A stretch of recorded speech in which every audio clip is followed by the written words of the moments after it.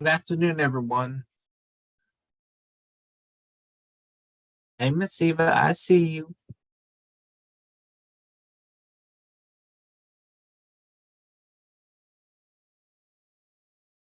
It looks like we have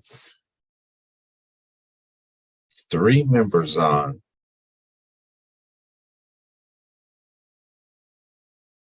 Um, Okay. Hi, John. there Just she. only three members? Okay. Gee, Yeah, me, you, and Chris. Hmm.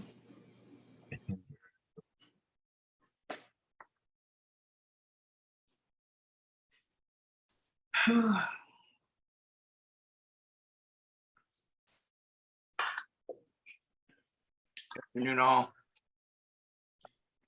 Hey, Hello, Mike. Mr. Hey, that was me trying out the screen share for later in my part, just to make sure it would work. Thank you for your patience with that. I don't know what it is, but whenever I get the packet is all visible, but the agenda page is not. And even when they send me the agenda page separate, it still doesn't. So I played around. I had to open it up into like the Microsoft Edge or something like that, just to be able to see. I don't know what's going on with that. So anyway, so let's see. Um,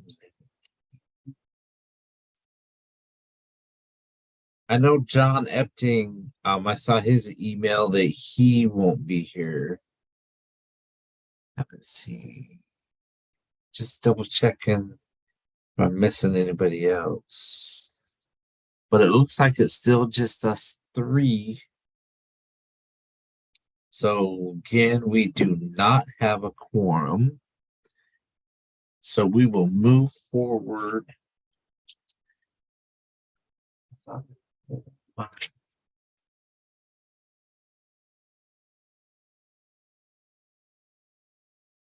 Okay, public comments. Let's see. It looks like there was a couple public comments that were issued. We got one from Paul Birdsong. He said he had an idea for a sidewalk on South Beltline. I'm not going to read well, I guess we probably need to. I saw the comments were being solicited for the TPAC. My suggestion is to add a sidewalk which corresponds to the green line on this map. I live in the Woodland Terrace apartments, and when I and my neighbors walk to nearby businesses or neighborhoods, walking north on South Beltline towards Rosewood Drive or vice versa, there's a small portion of sidewalk just south of the Rosewood Drive and South Beltline Boulevard intersection, but it ends and the sidewalk coverage is inconsistent for the rest of the walk.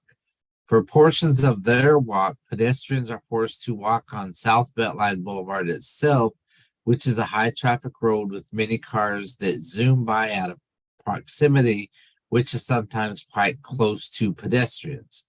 My walking commute is shorter than the walk required for residents of Rosewood Gardens or residences further along South Beltline Boulevard. And I'm sure the people living in those apartments and houses have to deal with more traffic as they walk on South Beltline Boulevard itself. I think the most important segment of South Beltline Boulevard, which needs a sidewalk, is a segment that runs in front of Kinder Academy and north until it reaches a small portion of sidewalk that is already there. Thank you for considering my suggestion. And that was submitted by Paul Birdsong. And he submitted a graphic that shows where they recommend a sidewalk be placed. Mike, is that what would the process be? I mean, can we make a recommendation or a suggestion as far as a potential project, or is all that handled directly through y'all? We can take that input, and if it's not a penny project that was identified back in the referendum, we can also take that to the CTC as a request, who has C funds. And they're evaluating projects ongoing as they come up. We're going to evaluate sidewalks in general and the overall budget, continuously as we go. We looked at the big projects, and Richland County Council was able to put over $80 million into a reserve to deal with the uncertainty of future bid prices and inflation. But as we go forward, if there are things that we can add as as the program matures and we have some of those big projects behind us, things like that could come up, as far as bringing things in that weren't previously funded to see if they can, fit in with the current plan. But right now, the fastest thing to do, I think, for an immediate need that someone's identifying where they have to walk in the street is to bring that to CTC as a project. Gotcha. Will someone from your office, will they be reaching out to those individuals that submit public comments, or how does that work? Yes, as you, I guess, I wouldn't say, as you direct, but if that's a consensus that we should do that for project requests like this, we will steer them into the correct, program that could help fund it. Gotcha. All right. It So looks like I will be making that call on this one. all right. Thank you. It looks like that was the only submitted public comments. So we will move right along to the Office of Small Business Opportunities.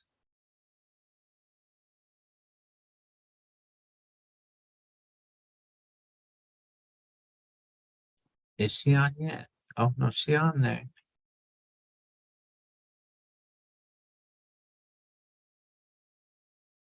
Hello.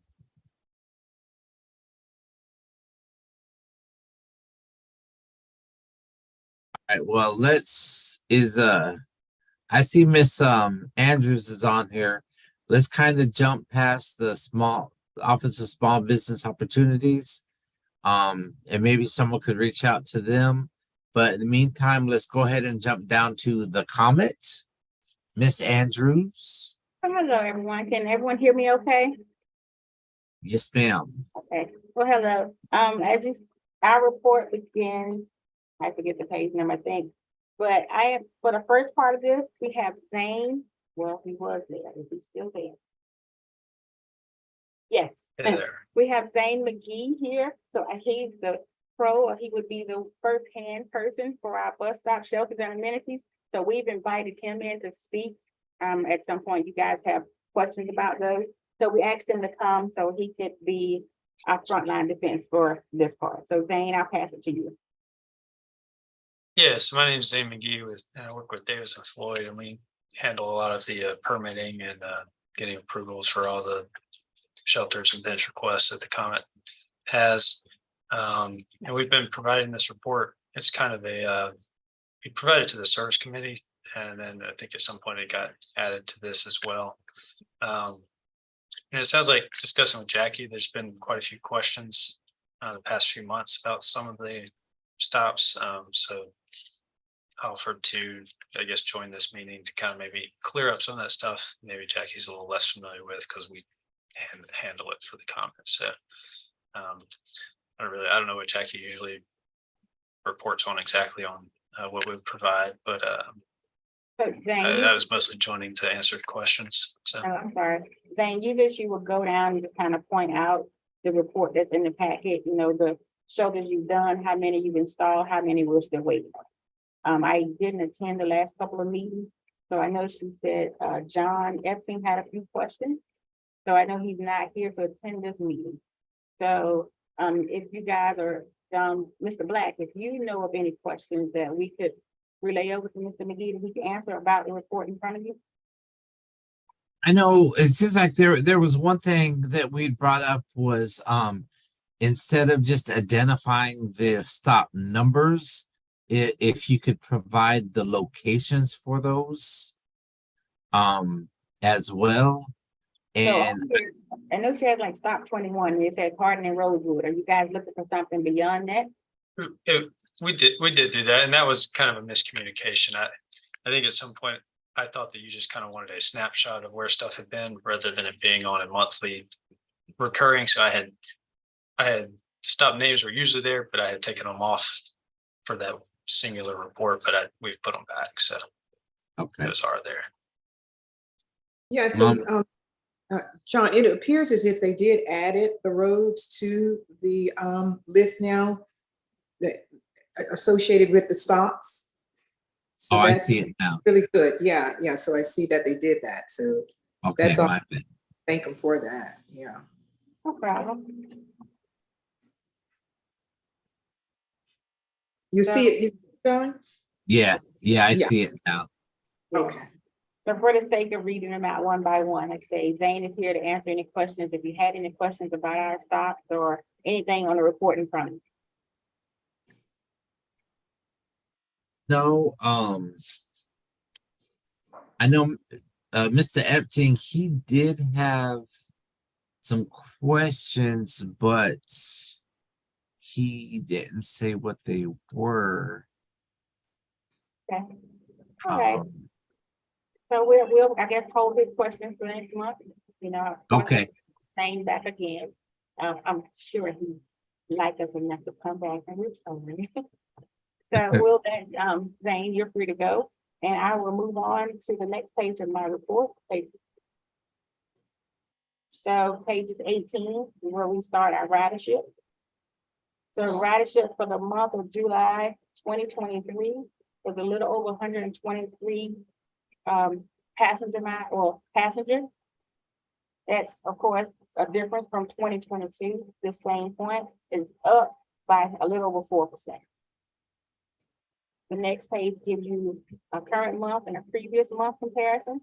And I'm sorry you guys haven't turned your head to the side, but you know, I don't need the package. But for again, the month of July, we had a little over 123 passenger trips, compared to last month, which was 127,000. Again, in the month, summer month, the ridership kind of dwindles down as a lot of students are out of school, especially USC being out of school. So that trend is always going to be there. Whenever there's no school, we're tending to decrease in ridership. The next two pages kind of give you our average daily ridership. And then the next page gives you our Gamecock ridership. So we do have a contract, I'm not sure if Jackie told you guys, we have a contract with USC to provide their transit service as well. So this is their ridership numbers here. The pages following would be our financial pages and our DVE spending. So if you have any questions or anything from those two or anything I reported, I'm here to answer.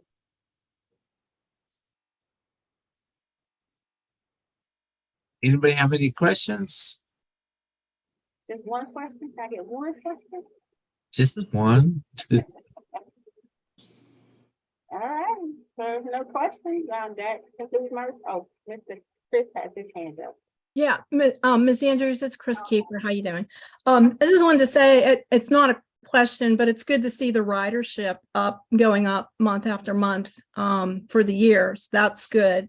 And I would imagine a lot of that's because people are going back to work Yes. rather than working from home. So that's a good sign to see. Yeah, but we usually pick up around the September, October timeframe, as you said, people are heading back to work, especially those students returning to school. So we do have a lot of partnerships with schools, even like, you know, school staff is usually out. So we have partnerships with universities, a lot of educational institutions. Right. Okay, thank you. We do have a hand up for Mr. Wayne Thornley. He's got a question. All right, I asked for it, come on. Mhm. Hey, Rosalind, I just wanted to clarify the number that you gave for July was 123,000. The ridership, 123, 381 to be exact.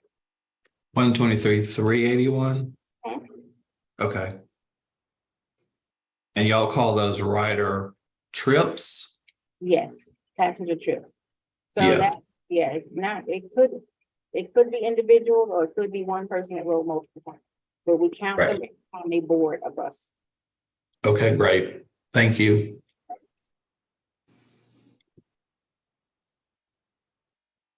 Any other questions? Well, thank you. Thank you, thank you, thank you. You are free to go. All right, I don't start so quick, but you guys enjoy the rest of the evening. Short and sweet. Yeah, Short and sweet. Thank you, ma'am. you're welcome. All right. Office of Small Business Opportunities. I see you are here. The floor is yours. Good afternoon. My apologies. As you can see on my screen, I'm still trying to connect to audio, but I came in on another computer. So I'm Erica Wade, the manager for the Office of Small Business Opportunity. And as far as my report is concerned, so under our certified firms, as you can see, we are up to 121. And we still have some pending applications right now that's pending new and recertifications. We also have the breakdown, as you can see, as far as ethnicity and our gender. We have 60 female businesses, 61 male businesses that are certified with the county. And as far as the breakdown is concerned, in the industry of architecture and engineering, we have 7.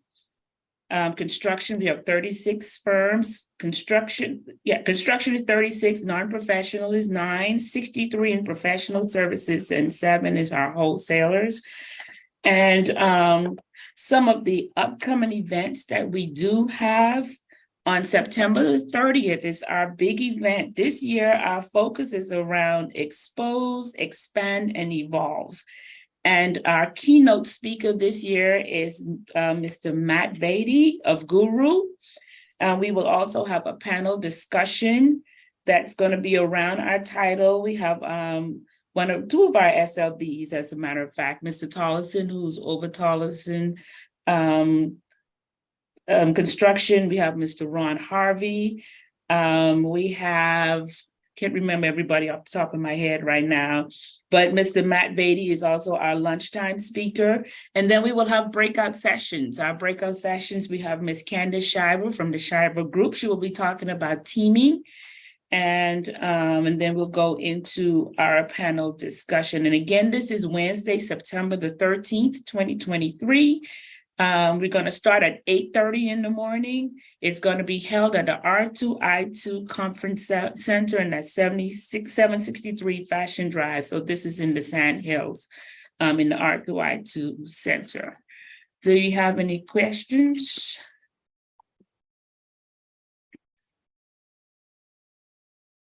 Any questions? You getting out easy today. Thank you. Yeah. All right, we will move right along. Looks like Mr. Maloney, the floor is yours.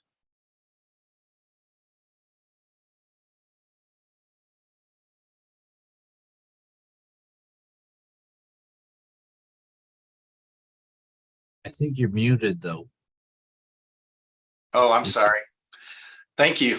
Can you see that share of the entire page?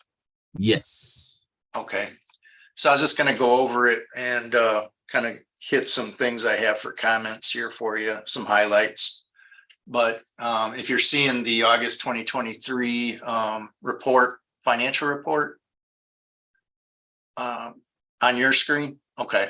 Then, our goal is to turn as many of those rows green as possible. Those are the ones that we're completing and have complete fully or in closeout, meaning we have some paperwork turnover items to do with either the city or SCDOT on those closeouts. But a couple, one for sure that's on here that'll be turning green real soon as it says down under intersections, North Main Monticello Road. Constructed along with North Main widening, although that was done as about the last phase of the project. And when that was done, that's when we cut the ribbon on that entire project, was when that project was completed. We just have some, it says construction, but it's now in closeout. So that one, we're just doing some things there. They've been doing walkthroughs on the large amount of landscaping and things out there on that road. And then, as I mentioned in previous months, just some cleanup of a lot that was used for construction materials. The other one, let's see.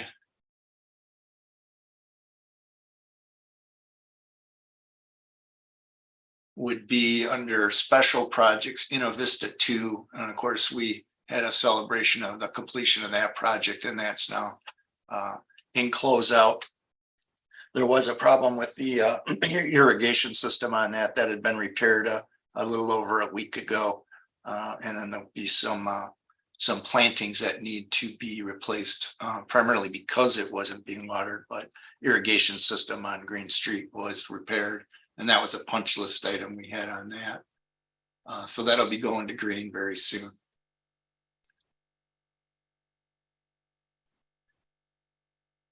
As far as widening projects, I just wanted to mention Atlas Road.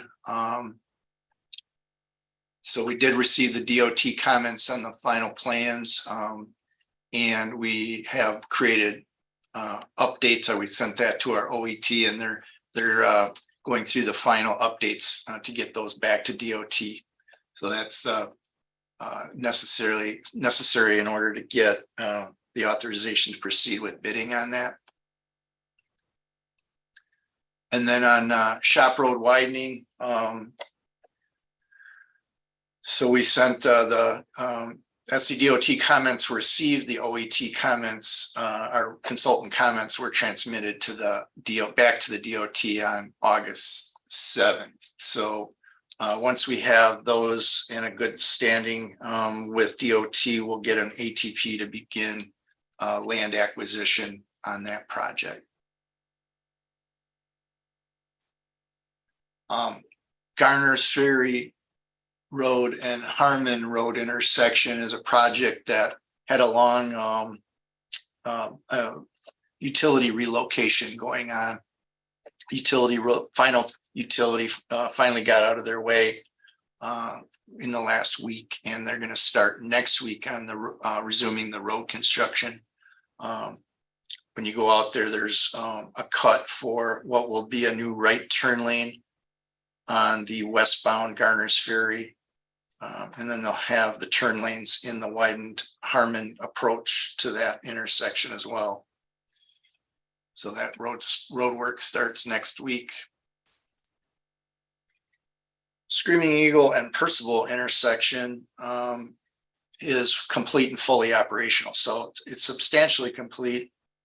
If you go out there, you may see some orange and white barrels alongside the road, protecting the recently planted roadside drainage areas and ditches. But those that project went fully operational, and that's when we did a little update on our Facebook page that'll be coming out.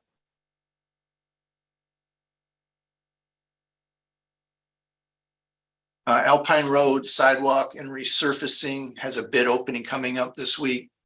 So that project has a $800,000 grant for the resurfacing, and will provide sidewalk from the bottom of that map, which is Percival Road, up to Two Notch Road is showing there. You can see the little ones maybe on that map for Two Notch. Fairly extensive sidewalk and complete resurfacing.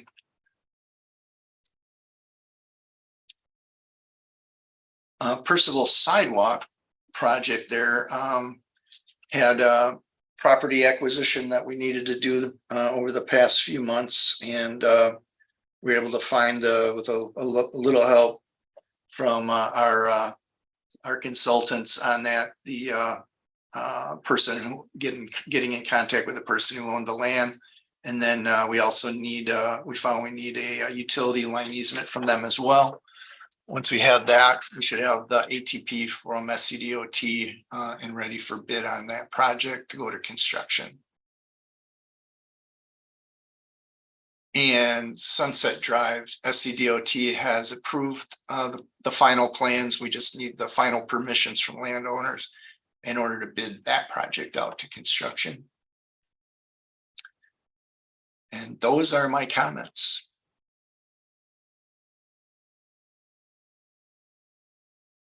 Short, sweet, and to the point. We did provide our recent report to county council that shows, you know, in each district of Richland County, of all 11 districts, projects that have been completed, or they're in construction, or they're in design, you know. So that went out and does indicate, you know, and I'm just going to mention dirt roads. That does indicate the dirt roads that have been completed around the county, so we can get a good idea of the pro rata that we require by ordinance. And it looks like an area we can accelerate and do more dirt roads would be in District 10 and 11 area. I know that's something Ms. Eva Prelo's been key in talking to me about, getting a program together to help inform the various residents down in that particular area of the process for land acquisition and what would be needed for right of way to develop more dirt roads.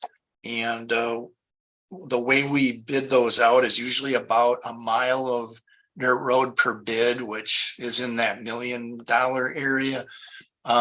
So that could be 2 larger ones, on average 3 or 4 dirt roads in a bid package. So that'd be kind of a good group size, at, you know, maximum size to bring together to kind of have a focus group on a particular location. You know, if we pull together our area in a reasonable geography of one another that are in a similar stage of development of the road plans, to bring them in and start to talk to them about the next steps, you know, to show them what would be needed for the land and how that process would be communicated with them. So we're looking at starting something up there, and we, you know, pick out about 3 or 4 projects again and get that started. You know, based on what we learn with that particular group, you know, just to make any adjustments necessary, but keep that going every, you know, 2 or 3 months to keep the bid sets going. Yeah, thank you for that, Mike. And then one of the things we also talked about is we'll plug this clinic or workshop clinic under the umbrella of Engage Richland, so they would be involved as well. So I'm really excited about it, and I'm sure this will move the dirt road project forward, give it a little bit more speed in the process. So I'm really looking forward to participating and supporting and being involved and engaged with this clinic once it gets started. Thank you, Mike. Thank you. Yeah, thank you.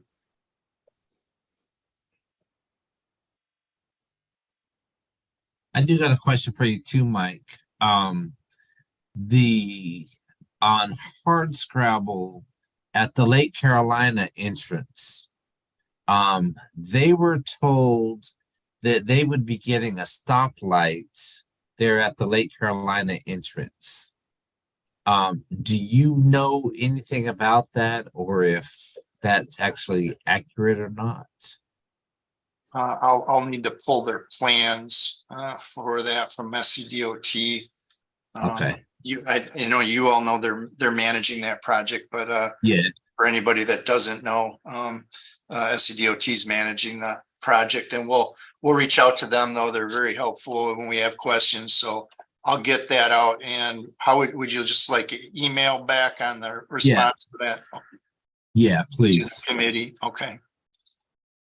Because I talked to the general manager out there earlier today, and she was saying that she saw the new lights that haven't been activated yet up there at Kelly Mill and Reimer Pond.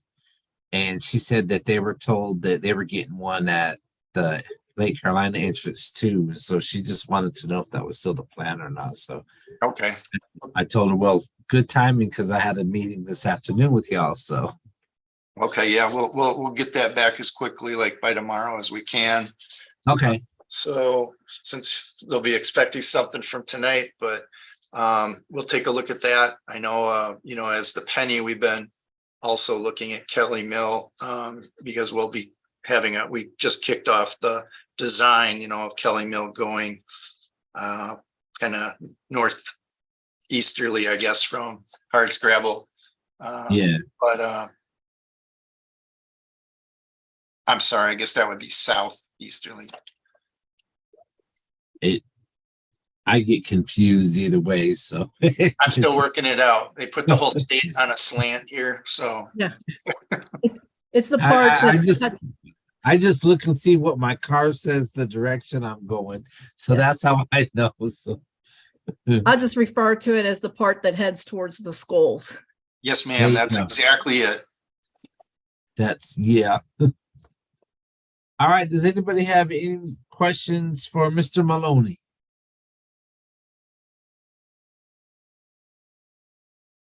Going once, twice.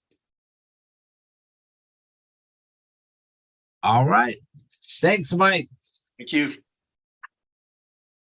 All right, we'll move to other business. Our next CPAC meeting will be on September 18th. 4 o'clock on Zoom again. Hopefully we'll have some more attendees. Anybody have any other questions, comments, concerns before we go? Well, this is probably, oh, go ahead. Yeah, so I didn't know if this is where you would want to just mention to those that may not be aware, and maybe that we met and discussed the what was it, the penny,